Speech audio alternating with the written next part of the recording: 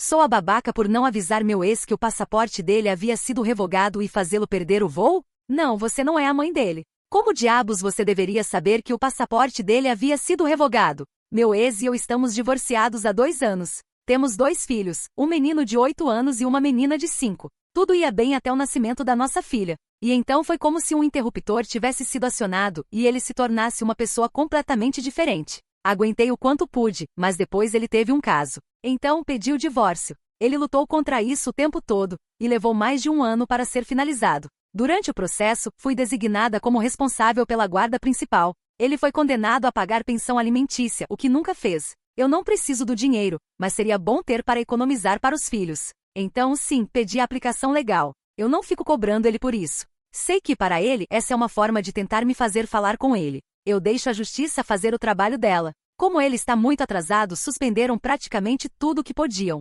Eles enviam notificações para ele quando isso acontece, mas tenho certeza de que ele nem abre as cartas. Ainda assim, não é sua culpa. Não é seu trabalho garantir que ele abra a correspondência. Ele sabe exatamente o que está fazendo. O problema é dele. Sou filha de imigrantes e a maior parte da minha família ainda vive no exterior. Minha avó faleceu no início deste ano e decidi visitar minha família com meus filhos para ver o local onde ela foi enterrada. Meu ex e eu tivemos algumas discussões porque eu precisava da autorização dele para sair do país. Ele concordou, mas fez questão de dizer que agora achava um bom momento para tirar férias e que sempre teve planos de visitar o país da minha família. Eu já esperava isso, porque seguir-nos em viagens é algo que ele sempre faz quando leva as crianças para algum lugar. Nada estranho, né? Minha advogada redigiu um documento para ser assinado e autenticado em cartório, concedendo permissão para que eu levasse nossos filhos para fora do país em datas específicas. Ela também incluiu uma cláusula dizendo que ele teria até 72 horas antes da data da viagem para revogar a permissão.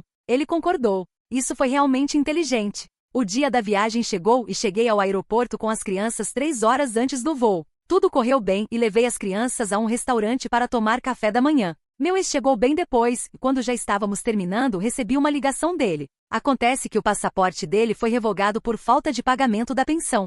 Ele foi impedido de fazer o check-in e não há como reativar o passaporte sem quitar a dívida completa. Eu adorei isso. Ele disse que já que não poderia ir, então não dava mais permissão para eu levar as crianças. Boa tentativa, querido, mas você já assinou um documento autenticado dizendo que teria até 72 horas antes da viagem para revogar a autorização. Não 3 horas antes de embarcarmos. 3 dias. Sua chance passou ontem. Problema seu. Lembrei-o gentilmente que já havíamos passado do prazo de 72 horas para ele negar a solicitação de viagem. Ele disse que avisaria um policial de que eu estava tentando sequestrar as crianças. Respondi que fizesse o que achasse necessário. Um policial realmente apareceu no portão para entender a situação, mas eu tinha o documento autenticado comigo, então nos deixaram seguir viagem. Eu amei isso. Meu ex continuou mandando mensagens sem parar até embarcarmos, quando pude desligar o celular e finalmente ter um pouco de paz durante o voo. Enquanto estávamos no ar, ele ligou para o meu irmão para reclamar. Nós nos conhecemos através dele e eles ainda são amigos.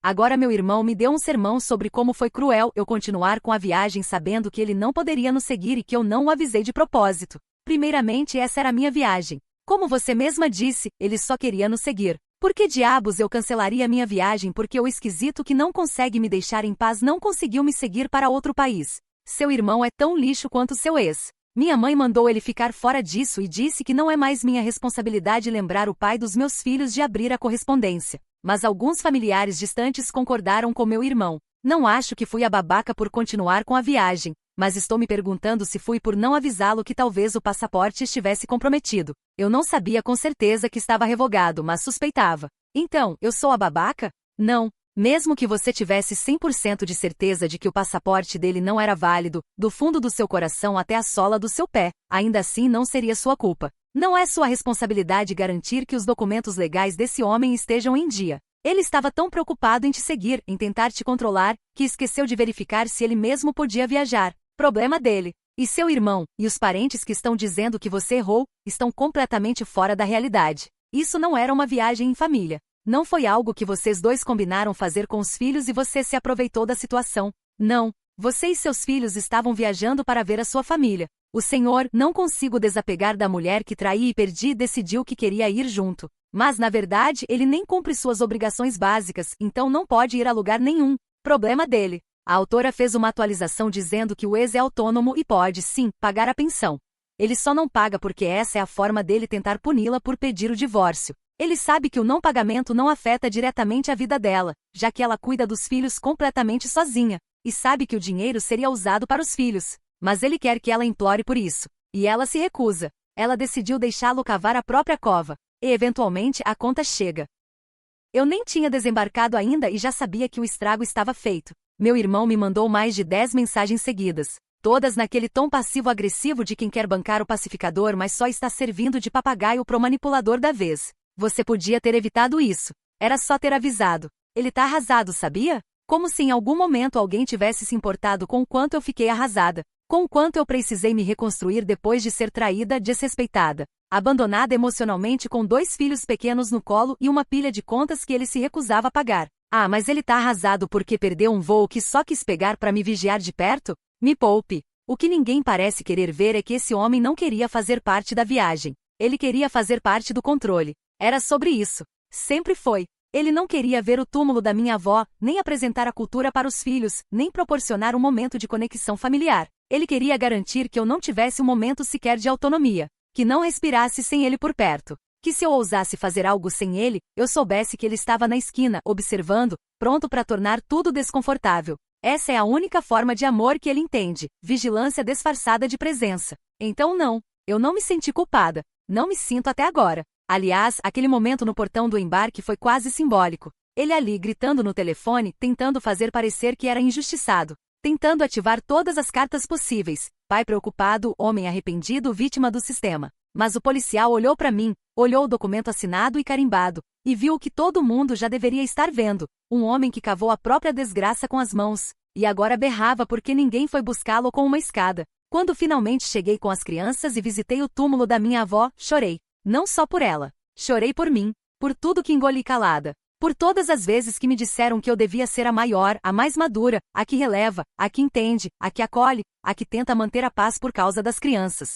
Sempre eu resolvendo, sempre eu consertando o que ele quebrava. Mas naquele dia não. A única coisa que levei comigo foi a paz de ter seguido em frente sem avisar, a paz de saber que pela primeira vez quem ficou no chão não fui eu. Meu filho mais velho segurou minha mão e disse, mamãe, você tá feliz? E eu olhei para ele e respondi, pela primeira vez em muitos anos, com sinceridade, tô, muito. De volta ao hotel, meu celular estava uma zona. Mensagens de voz, ligações perdidas, prints de publicações que ele fez na internet, tentando fazer parecer que eu tinha sequestrado nossos filhos. Ele me chamou de egoísta, ingrata e irresponsável. Disse que eu estava destruindo a relação dele com as crianças. A mesma relação que ele nunca se deu ao trabalho de construir. Porque pagar pensão não é só sobre dinheiro, é sobre responsabilidade, sobre presença verdadeira, sobre mostrar para os filhos que eles têm um pai que se importa de verdade. Mas como ele sempre confundiu ser pai com ter posse, qualquer gesto de independência minha era uma ameaça direta à identidade frágil dele. Meu irmão continuava me mandando mensagens. Você devia conversar com ele. Você ainda pode resolver isso. Não é tarde. Mas para mim, já era tarde fazia tempo. Tarde demais para tentar consertar algo que ele destruiu quando escolheu trair, quando escolheu se omitir, quando escolheu não pagar nada, quando escolheu me usar como alvo da própria frustração. E tarde demais para esperar que os outros finalmente me enxerguem como alguém que já fez de tudo, e agora só quer descansar em paz, nem que seja por 7 dias fora do país. Quando voltamos, ele já havia feito o papel completo de vítima pública. Publicações com frases vagas, indiretas e muita encenação. Algumas pessoas comentando força, pai, você vai conseguir rever seus filhos. E nenhuma delas sabia que ele tinha assinado uma autorização com prazo claro, e que tudo que eu fiz foi seguir o combinado. E mesmo assim era eu a errada. Porque uma mulher que segue em frente, que não se curva, que não recua, sempre será chamada de cruel. Mas nesse ponto eu nem me importava mais. Porque eu aprendi que não é minha obrigação proteger a imagem que ele destrói sozinho, nem sustentar uma relação que só existe quando ele precisa manipular. E se isso me faz parecer fria, que seja. Fria, mas livre. Livre, mas em paz. Paz essa que ele nunca teve e que talvez por isso mesmo, tenta destruir onde quer que eu encontre. Ele me perdeu. Perdeu o voo. Perdeu a chance de ser alguém decente. E agora, só colhe o que plantou. E eu sigo. Com os filhos que ele diz amar, mas nunca soube cuidar. Com a dignidade que ele tentou arrancar, mas que cresceu ainda mais depois da queda. E com a certeza de que, da próxima vez que ele tentar me seguir, vai tropeçar nas próprias mentiras. Sozinho. Como sempre esteve.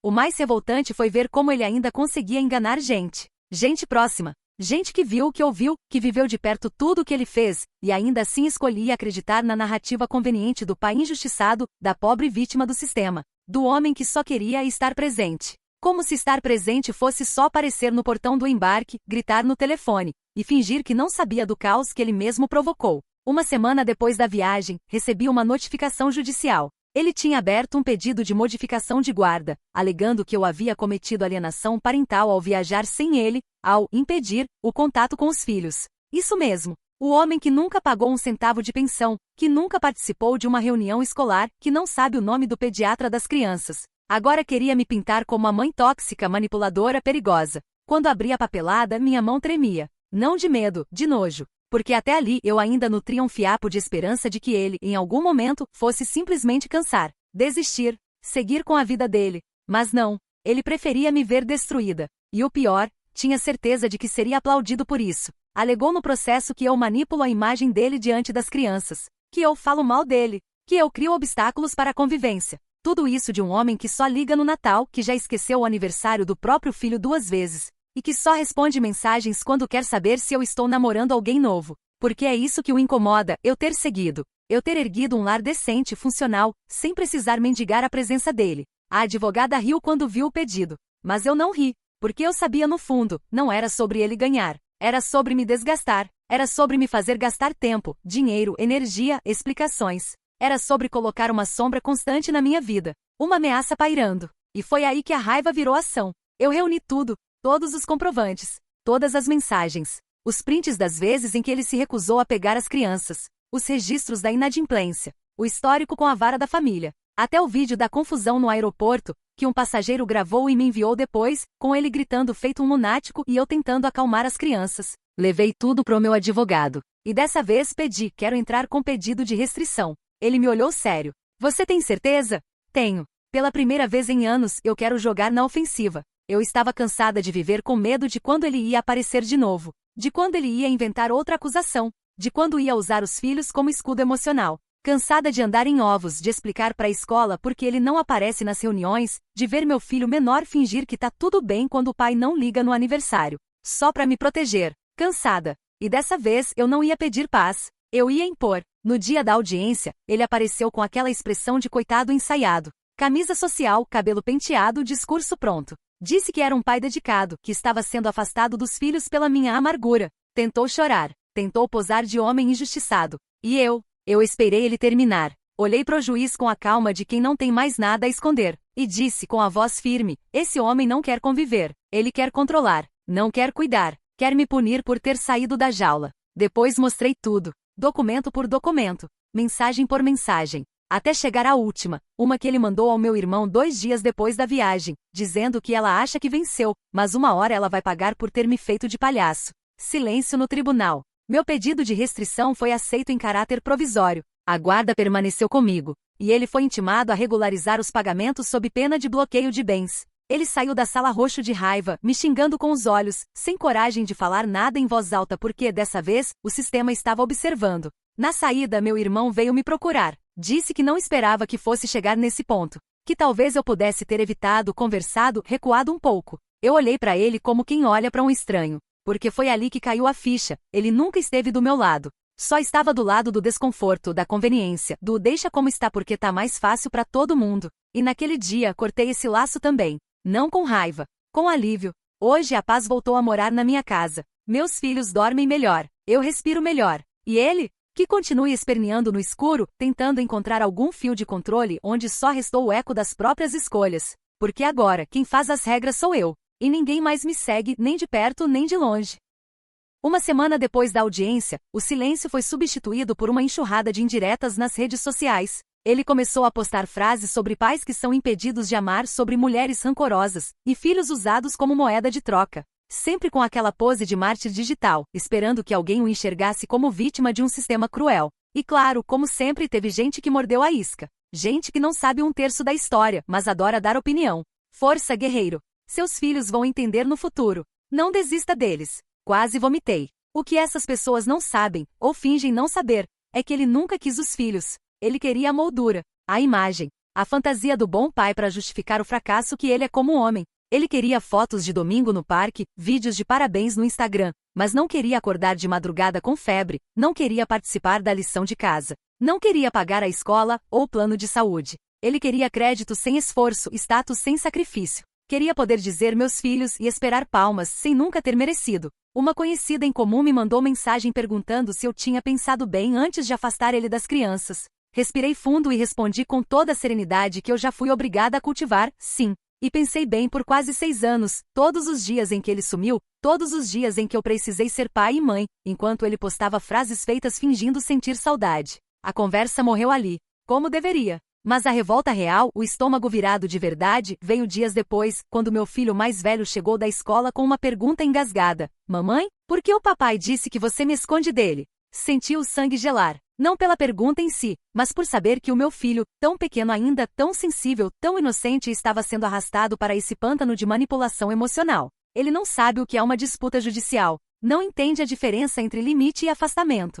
Só ouve palavras cortantes saindo da boca de quem deveria protegê-lo. E agora carrega dúvidas que nunca deveriam pesar nos ombros de uma criança. Sentei com ele. Expliquei tudo do jeito mais leve possível. Disse que às vezes os adultos tomam decisões difíceis para proteger os filhos. Que amar também é colocar limites. E que tudo que eu faço é para garantir que ele e a irmã cresçam em paz. Ele chorou. Eu chorei. E depois ele me abraçou como se já entendesse, no fundo, o que eu luto tanto para manter longe da rotina deles, o caos emocional do pai. Eu poderia ter surtado. Poderia ter respondido à altura. Poderia ter gravado um vídeo, exposto tudo, contado detalhe por detalhe do que ele fez e deixou de fazer. Mas não fiz. Porque eu não tenho mais tempo a perder com gente que só sabe viver no papel de vítima. E porque meus filhos merecem uma mãe que escolhe a sanidade, mesmo quando a raiva grita. Ele tentou me atingir por todos os lados. Usou o sistema, a internet, a família, até os filhos. Mas não conseguiu. Porque ele não entende uma coisa básica. Eu não estou mais no mesmo tabuleiro que ele.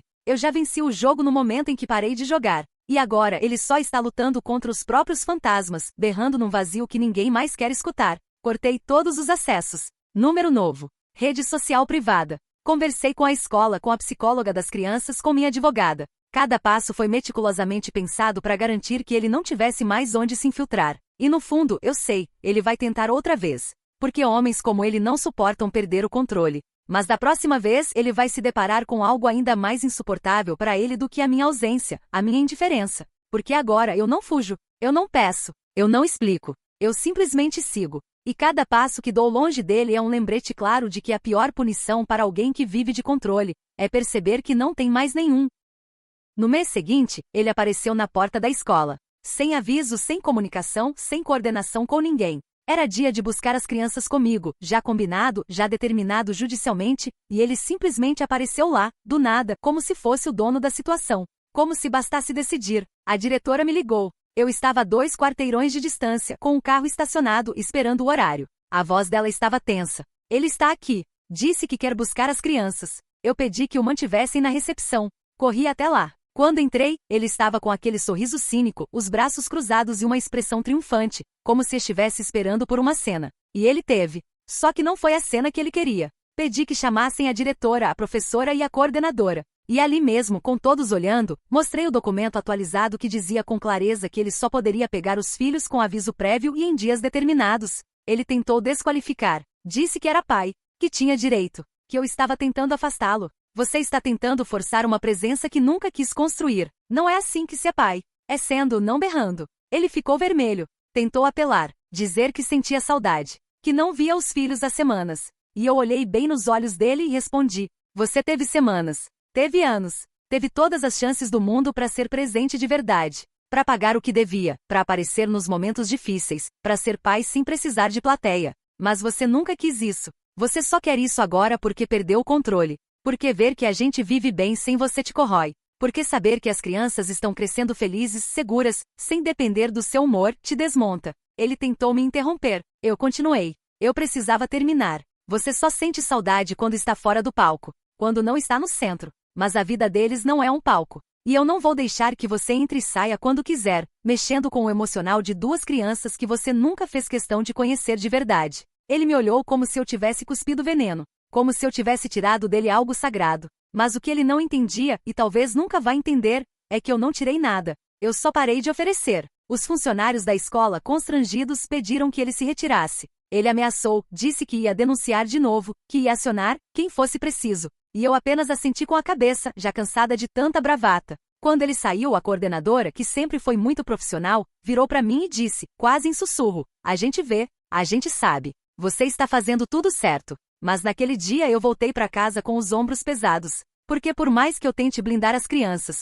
por mais que eu coloque barreiras legais, morais, emocionais, ele sempre tenta burlar. Sempre tenta achar uma fresta. Ele não quer contato, ele quer invasão. Não quer amor, quer domínio. E o pior é que ele aprendeu a fazer isso com sutileza. Com aquele discurso pronto que engana quem vê de fora. Aquele tom de pai preocupado que mascara o narcisismo mais cruel que existe. O de quem não se importa com o bem-estar, só com a aparência do bem-estar. Os dias seguintes foram uma sequência de mensagens passivo-agressivas. Você ainda vai ver o que é perder o respeito dos seus filhos. Um dia eles vão me procurar e entender quem você é. Você pode apagar minha presença, mas não pode apagar meu sangue. Sabe o que eu fiz? Nada, absolutamente nada. Porque eu entendi que cada resposta que eu dava era combustível. E ele vive disso, da reação, do impacto, do caos que consegue causar. Mas agora ele grita sozinho no escuro, porque não tem mais eco, não tem mais aplauso, não tem mais a minha atenção. As crianças seguem bem, brincam, aprendem, perguntam menos. A ausência dele deixou de ser dor constante e virou lembrança difusa.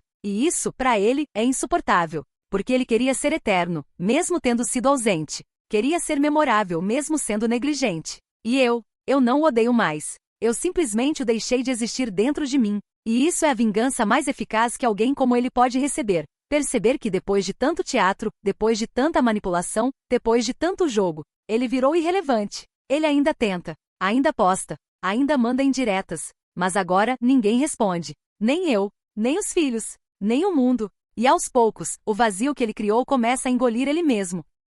Hoje recebi uma intimação. Mais uma. Ele está me processando por difamação. Segundo ele, eu destruo a imagem dele nas redes sociais, no bairro, na escola dos filhos. Que eu planto desconfiança nas pessoas contra ele. Que tudo que ele está vivendo é fruto da minha obsessão em acabar com a vida dele. Eu ri, não porque era engraçado, mas porque era patético. O homem que destruiu sozinho a própria reputação, agora quer me culpar pelos escombros. Quer fingir que quem ligava bêbado pros amigos falando mal de mim era eu. Que quem desaparecia por semanas sem ver os filhos era eu. Que quem não pagava um centavo de pensão era eu. Que quem fazia escândalo no aeroporto, na escola, nas mensagens, era eu. E o mais revoltante? Ele não quer justiça. Ele quer palco. Quer audiência. Quer o prazer de me ver sentada, mais uma vez, numa cadeira de frente pro juiz, explicando o óbvio enquanto ele posa de vítima. Ele quer me ver sangrar publicamente porque, no fundo, ele sabe que já perdeu tudo o que tinha de verdade. Mas ele esquece. Esquece que eu sou outra agora. Que a mulher que ele achava que podia manipular já não existe. Que a mulher que chorava em silêncio na sala do advogado agora anda com a cabeça erguida. Que eu não só resisti, eu reconstruí. E é isso que ele não suporta. Porque a verdade é essa, ele não está bravo porque perdeu os filhos. Ele está bravo porque perdeu o controle sobre mim. Porque eu quebrei o ciclo. Porque ele achava que eu ia implorar, recuar, fazer concessões. Mas eu fui embora. E levei comigo o que ele mais queria dominar, a narrativa. Quando a audiência chegou, ele entrou com a mesma arrogância de sempre. Roupa arrumada, barba feita, aquele olhar teatral de quem ensaiou cada palavra. Contou ao juiz que eu fazia campanhas contra ele. Disse que eu inventava histórias, que eu o retratava como um monstro, que tudo isso era uma vingança mal resolvida por ele ter seguido em frente. Ela não aceitou o fim do relacionamento, ele disse, com aquele tom condescendente que me dava ânsia. Eu pedi para falar, e falei. Falei com a calma que só a verdade dá. Entreguei as mensagens. Mostrei os comprovantes de não pagamento, as datas, as ausências, as tentativas de manipulação. E disse, olhando nos olhos do juiz e nos dele,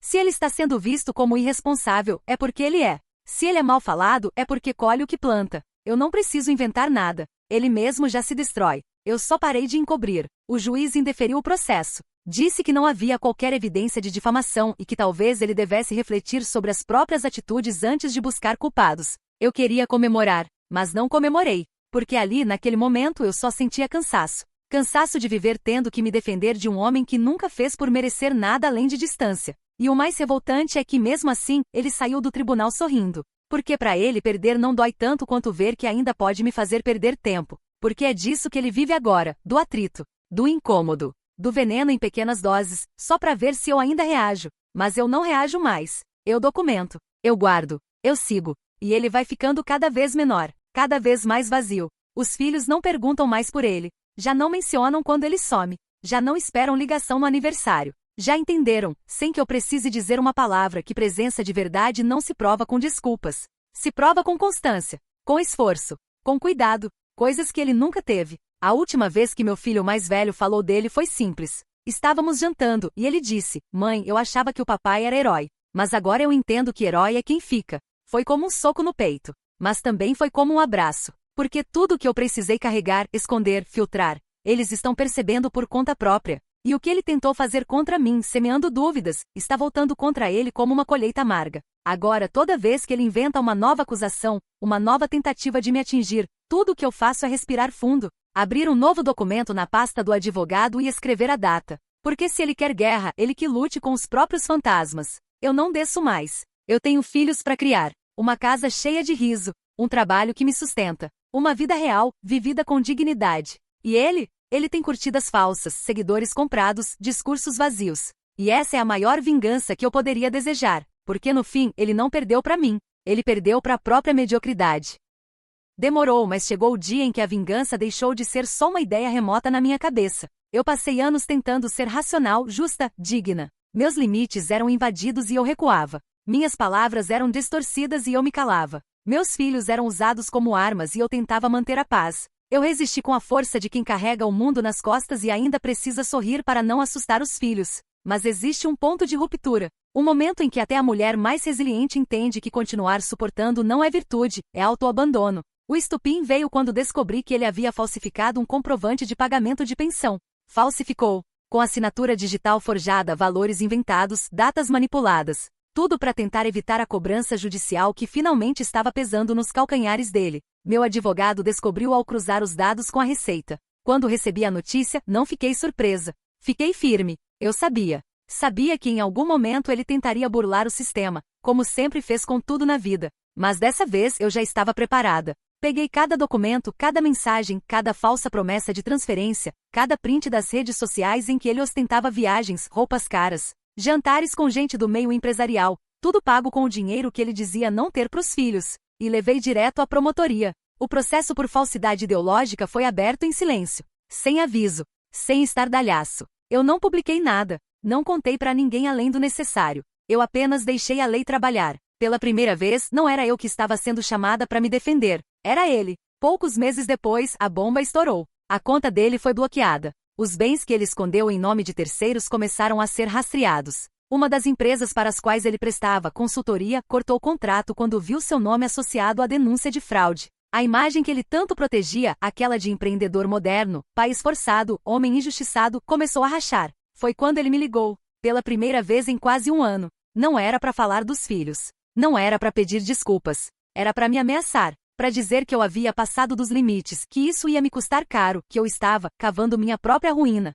Eu não gritei. Não chorei. Só disse uma frase. Eu não cavei nada. Só parei de te salvar do buraco que você cavou sozinho. Desliguei. Na semana seguinte, ele tentou reverter o bloqueio de bens. Tentou provar que não houve falsificação. Mas os peritos foram implacáveis. A assinatura digital era falsa. Os dados cruzados não batiam. A farsa desmontou. E aí sim, ele caiu. Não com um escândalo público, mas com algo muito mais devastador para ele, o esquecimento, a indiferença, a perda total do prestígio que ele tanto usava como escudo. Os conhecidos começaram a se afastar. Os convites sumiram. As empresas pararam de responder. A família, que sempre relativizou seus erros, parou de defendê-lo quando a prova do crime bateu na porta. E ele ficou só. Pela primeira vez, de verdade. Eu segui. Continuei levando meus filhos para a escola, cuidando da casa, trabalhando, construindo uma vida sem sobressaltos. Um dia, fui chamada pela escola para conversar. Achei que fosse algum problema disciplinar. Mas a coordenadora me disse que meu filho mais velho havia escrito uma redação chamada "O que é coragem?" E ali, entre erros de ortografia e frases tortas, ele escreveu: "Coragem é a minha mãe, porque ela nunca parou de lutar por mim, mesmo quando ninguém via, mesmo quando doía." Eu chorei. Porque era isso. Porque todas as noites sem dormir, todas as decisões solitárias, todas as vezes que engoli o choro para não preocupar meus filhos, tudo valeu. Eu não fiz aquilo por vingança. Mas se a justiça veio, que bom. Que sirva de lição para ele. E para todos os outros que acham que podem destruir mulheres como eu sem consequência. No fim, minha vingança não foi gritar. Não foi me rebaixar. Foi sobreviver com dignidade. Foi vencer no silêncio. Foi construir uma nova história, onde ele não é mais o centro, não é mais o peso, não é mais o dono da narrativa. Hoje ele não me manda mais mensagem, não liga, não pergunta pelas crianças. E sinceramente, melhor assim, porque agora finalmente o passado não me persegue. Ele ficou para trás, junto com tudo que eu decidi não carregar mais. E eu caminho leve, sozinha sim, mas em paz, com os filhos ao meu lado e com a certeza de que dessa vez quem foi deixado para trás foi ele.